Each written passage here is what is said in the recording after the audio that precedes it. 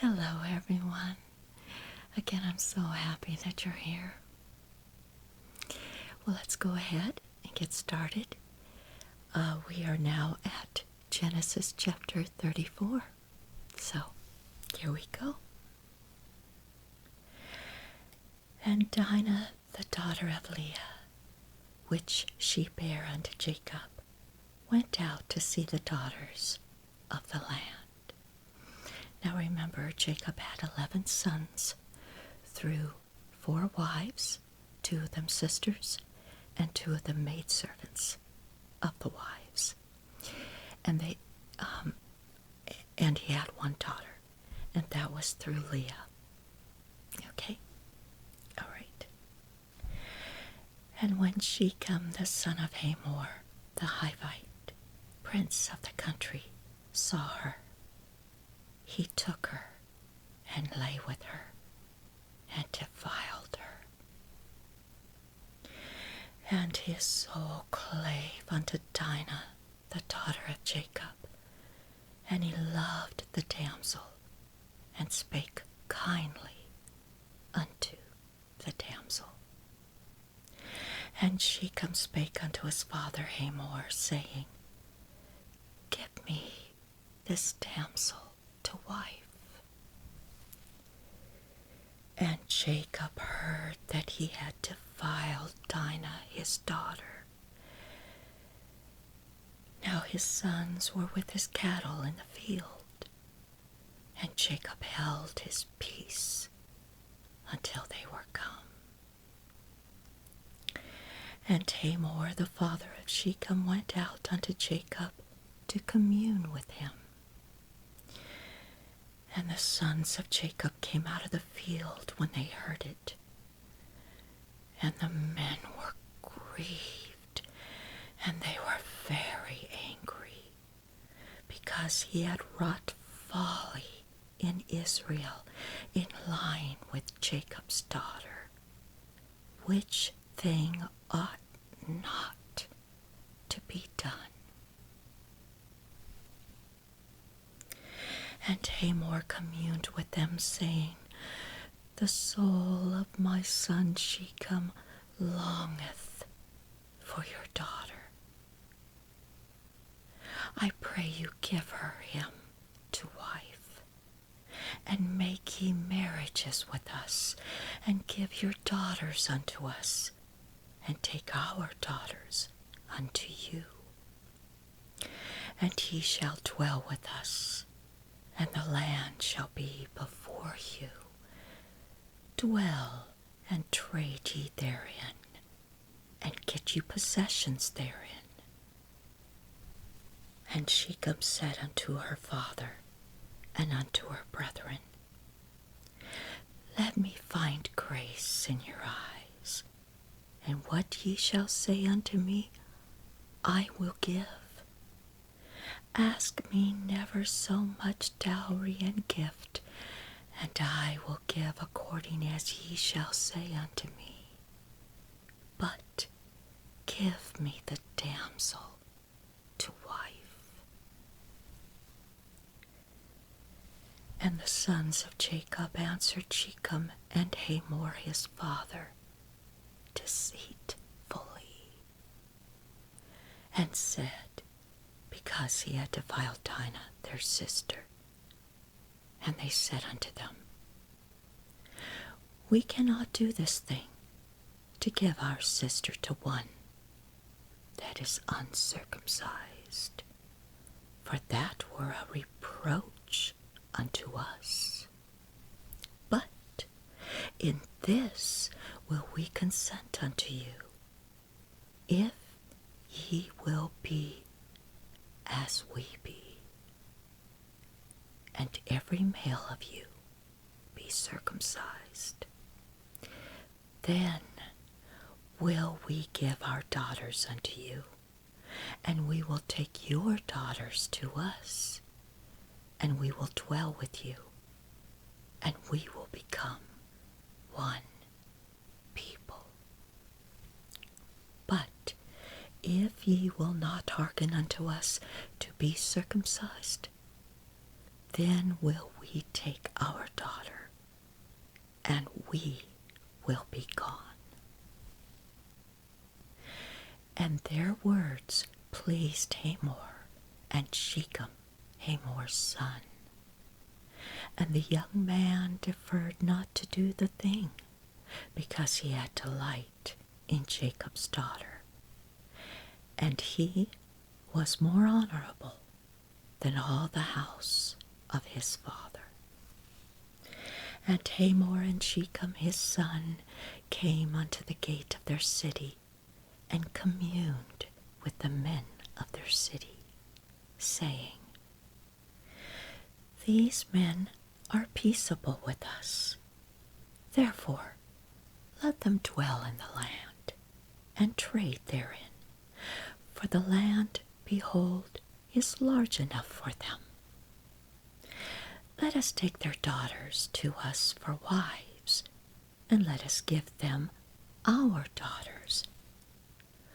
Only herein will the men consent unto us, for to dwell with us, to be one people, if every male among us be circumcised, as they are circumcised. Shall not their cattle and their substance and every beast of theirs be ours? Only let us consent unto them, and they will dwell with us.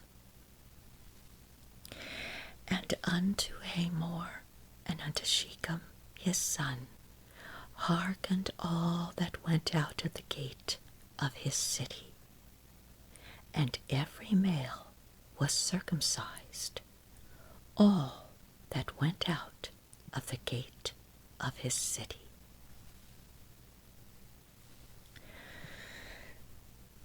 And it came to pass on the third day, when they were sore after being circumcised, that two of the sons of Jacob, Simeon and Levi, Dinah's brethren, took each man his sword, and came upon the city boldly, and slew all the males.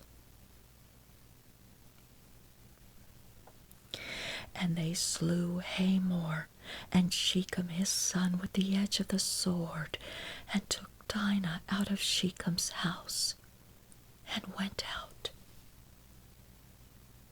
The sons of Jacob came upon the slain, and spoiled the city, because they had defiled their sister. They took their sheep, and their oxen, and their asses, and that which was in the city, and that which was in the field, and all their wealth, and all their little ones, and their wives took they captive, and spoiled even all that was in the house.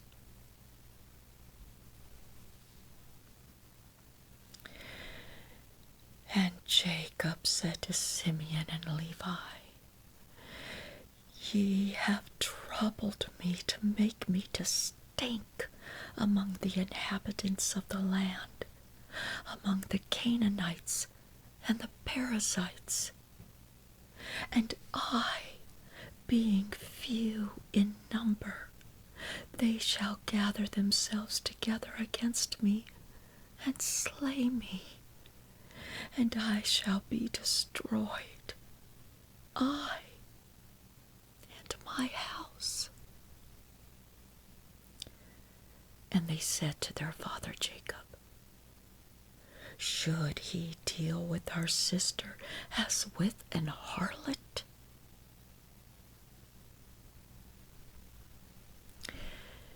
You see there,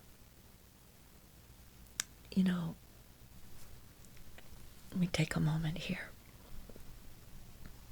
Shechem, Hamor's son, he was attracted to Dinah, their sister. And what he did was wrong. He took and defiled her. which we could only assume means that he raped her. When Jacob agreed with Shechem and his father Hamor that they would join both lands together, they would share their daughters, did not mean that Jacob wasn't upset that his daughter was raped. But he felt that that was, with what was before him, the best way to handle this. She was defiled, therefore it would be best to give her to Shechem. Okay, so keep that in mind.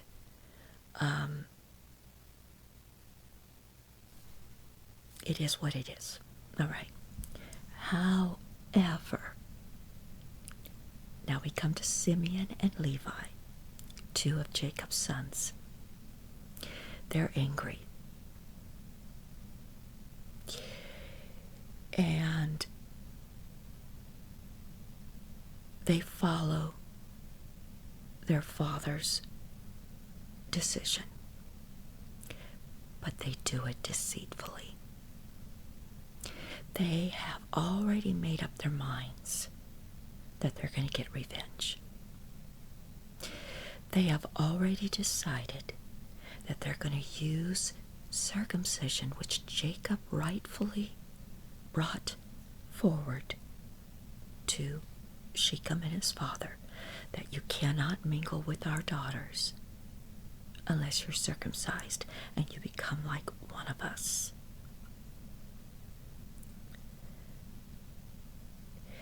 And the two sons, Simeon and Levi, go, we'll use this as an opportunity. As soon as all the men in Hamor and Shechem's town are circumcised, they're going to be sore for 3 days. And they're going to have a fever. When they are in that state, let's attack them. Now, apparently it's not just Simeon and Levi that attack. We know that they probably gathered servants and so forth, and maybe they gathered some of their brothers. We don't know, but I'd rather not touch that because the Bible doesn't say that. But we can suppose that they did gather a lot of servants, and they attacked the town. And the men, being weak in that town, couldn't fight back. Or they tried, and they lost. And so Levi and Simeon destroy all the men.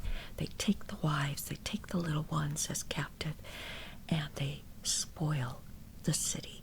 In other words, they take what is not theirs.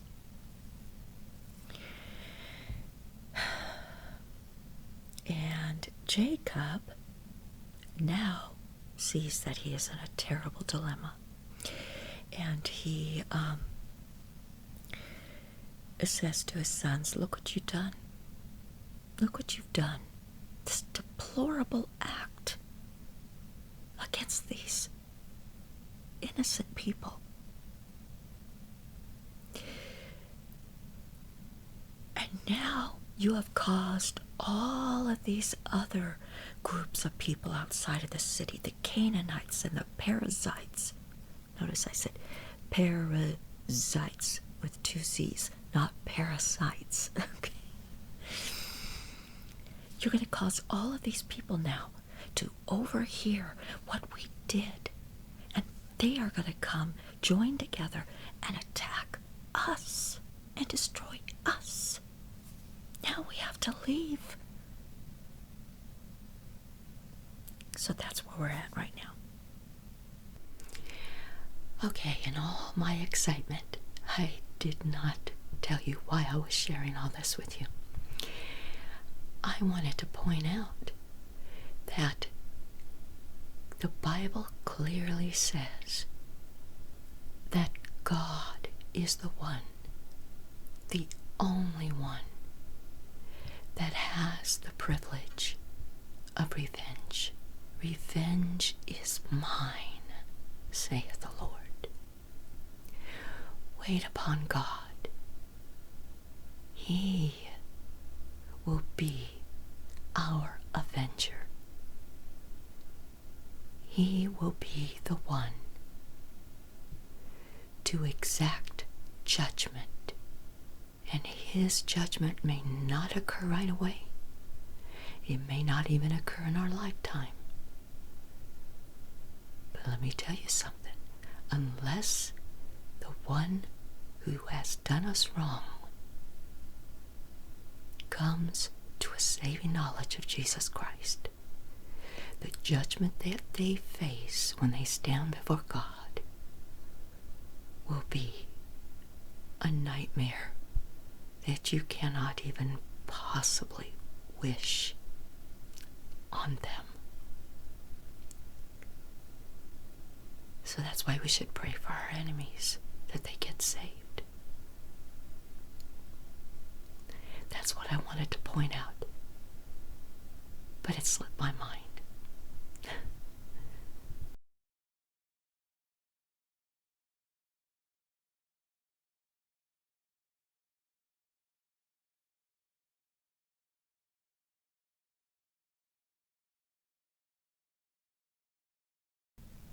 Okay, all right, let's move on to chapter. Hold on. Genesis chapter 35.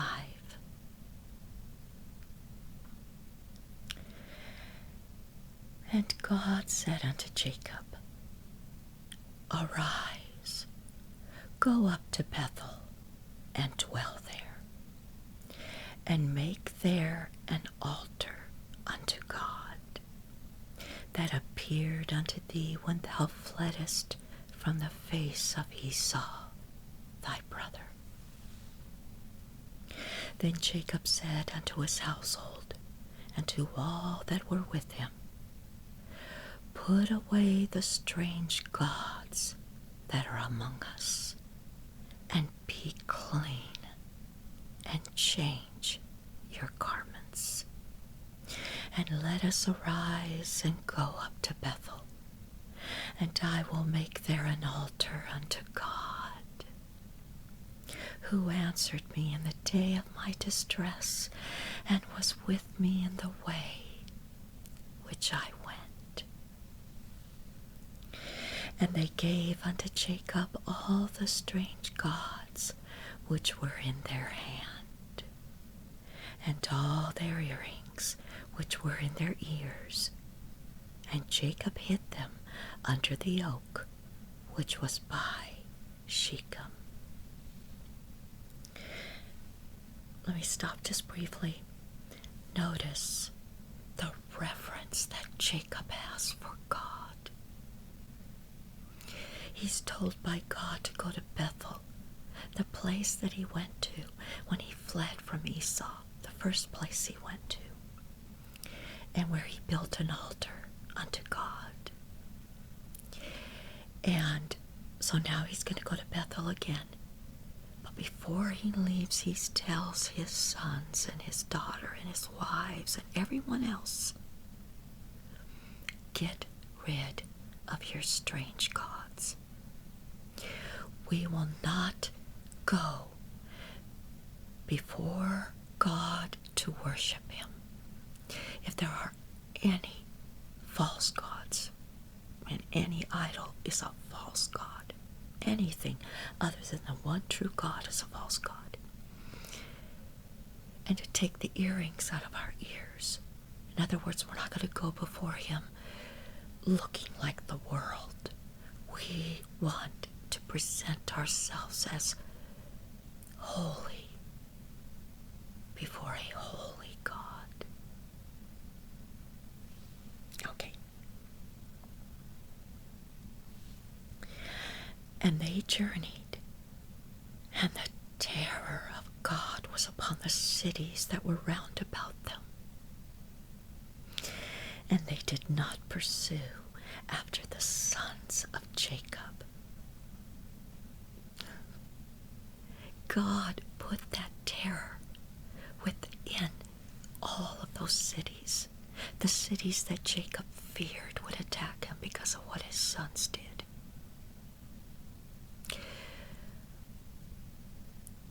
That's God's grace. And because Jacob was obedient to God, he trusted God.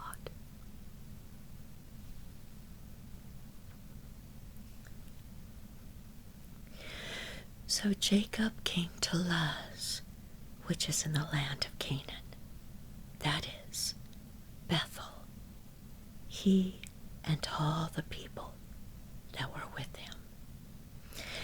And he built there an altar and called the place El Bethel, because there God appeared unto him when he fled from the face of his brother. But Deborah, Rebekah's nurse, died. Now, remember, Rebekah is Jacob's mother. So her nurse died. And she was buried beneath Bethel under an oak. And the name of it was called Alon Bakuth. And God appeared unto Jacob again when he came out of Padan Aram and blessed him. And God said unto him, Thy name is Jacob. Thy name shall not be called any more Jacob, but Israel shall be thy name. And he called his name Israel. This is the second time God has told him that.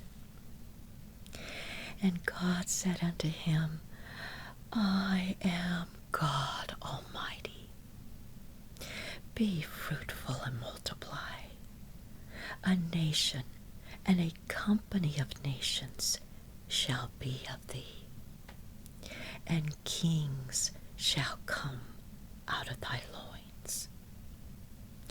And the land which I gave Abraham and Isaac, to thee will I give it, and to thy seed after thee will I give the land. And God went up from him in the place where he talked with him. And Jacob set up a pillar in the place where he talked with God, even a pillar of stone, and he poured a drink offering thereon, and he poured oil thereon. And Jacob called the name of the place where God spake with him Bethel. And they journeyed from Bethel, and there was but a little way to come to Ephrath. And Rachel travailed, and she had hard labor.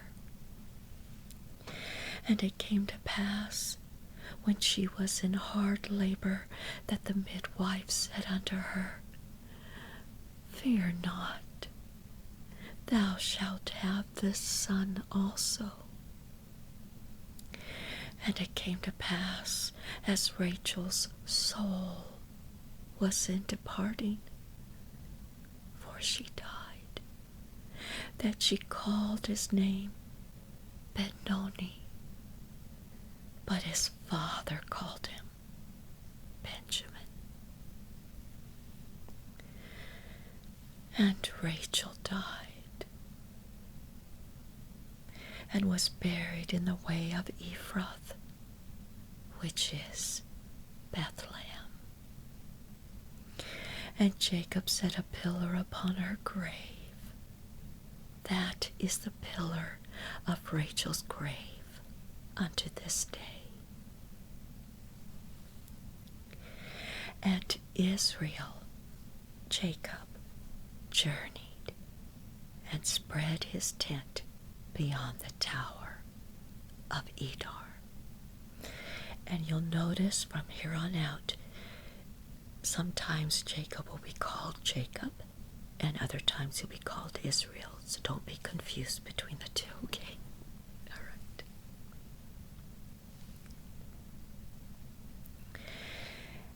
And it came to pass, when Israel dwelt in that land, that Reuben, his eldest son, went and lay with Bilhah, his father's concubine. And Israel heard it. Now the sons of Jacob were 12. The sons of Leah, Reuben, Jacob's firstborn, and Simeon, and Levi, and Judah, and Issachar, and Zebulun. The sons of Rachel, Joseph, and Benjamin. And the sons of Bilhah, Rachel's handmaid, Dan, and Naphtali. And the sons of Zilpah, Leah's handmaid, Gad, and Asher. These are the sons of Jacob, which were born to him in Padan Aram.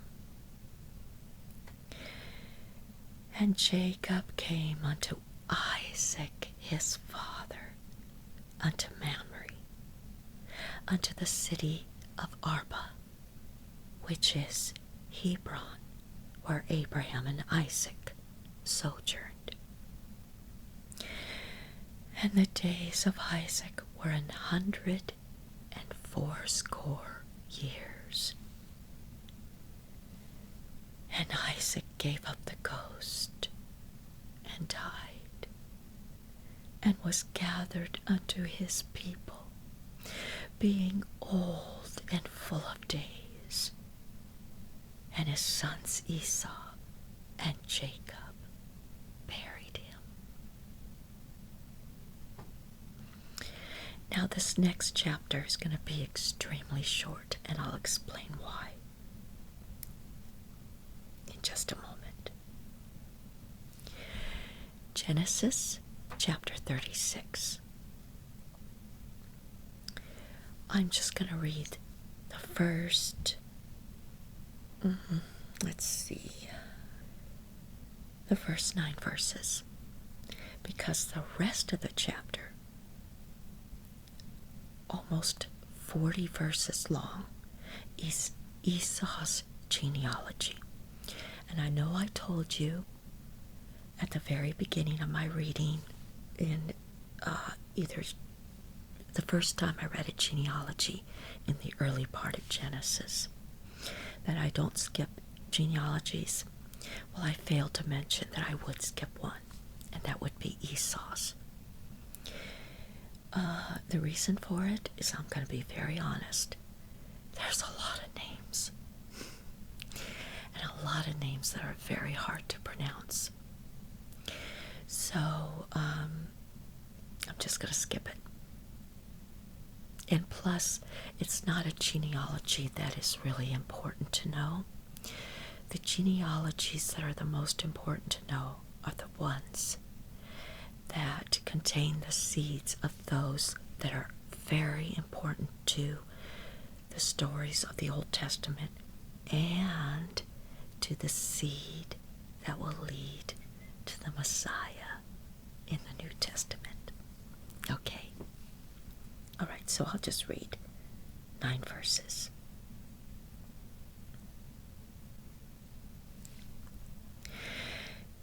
Now these are the generations of Esau, who is Edom. Esau took his wives of the daughters of Canaan, Ada, the daughter of Elon, the Hittite, and Aholibamah, the daughter of Anah, the daughters of Zeboam, the Hivite, and Bashemath, Ishmael's daughter, sister of Nebajoth. And Ada bare to Esau Eliphaz, and Bashemath bare Reuel. And Aholibamah bare Jeush, and Jaalam, and Korah. These are the sons of Esau, which were born unto him in the land of Canaan. And Esau took his wives, and his sons, and his daughters, and all the persons of his house, and his cattle, and all his beasts, and all his substance, which he had got in the land of Canaan, and went into the country from the face of his brother Jacob. For their riches were more than that they might dwell together, so that now they have completely separated, Jacob and Esau. And the wherein wherein they were strangers could not bear them because of their cattle. Thus dwelt Esau in Mount Seir. Esau is Edom. And that is it. The rest is Esau's genealogy. Thank you for joining me. You're all so precious to me. See you next time.